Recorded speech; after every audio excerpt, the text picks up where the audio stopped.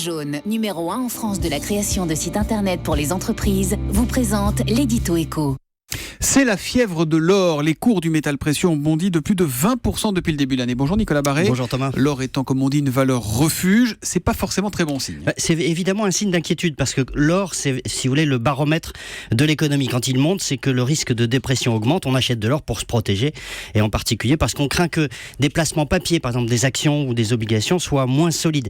Et puis c'est surtout le baromètre d'une économie, l'économie américaine. Historiquement, sur longue période, l'or est très lié à l'état de santé de la première économie mondiale. Et la grande crainte en ce moment, c'est qu'on assiste en 2016 à la répétition peut-être en plus grave de la crise de 2008.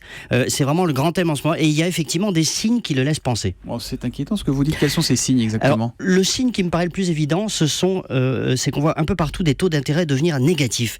Et ça, Thomas, c'est vraiment le signe d'un monde, notamment d'un monde de la finance qui marche sur la tête. Un taux négatif, ça veut dire que je vous emprunte 1000 et je vais vous rembourser 990 dans un an. Donc c'est absurde. Et qu'on se fait rembourser moins que ce qu'on a prêté. Exactement. C'est complètement absurde et c'est pourtant ce qui se passe dans le monde financier d'aujourd'hui. Mais pourquoi on en est là?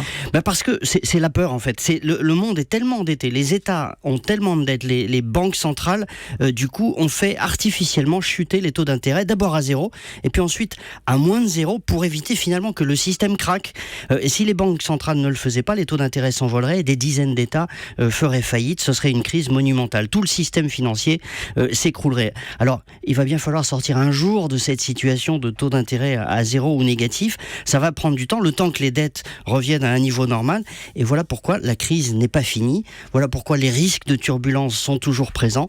Et voilà pourquoi les plus inquiets se protègent en achetant de l'or, parce qu'un lingot, ce sera toujours un lingot. Évidemment. Un jour, il faudra que vous nous expliquiez quand même pourquoi on prête de l'argent à perte. Ça, c'est quand même c'est encore une incongruité du système financier mondial. Tout à fait. Vous avez encore du boulot, Nicolas Barré, directeur de la rédaction des Échos, qu'on retrouve tous les matins après le journal de 8h pour l'édito Écho d'Europe 1. À demain. À demain.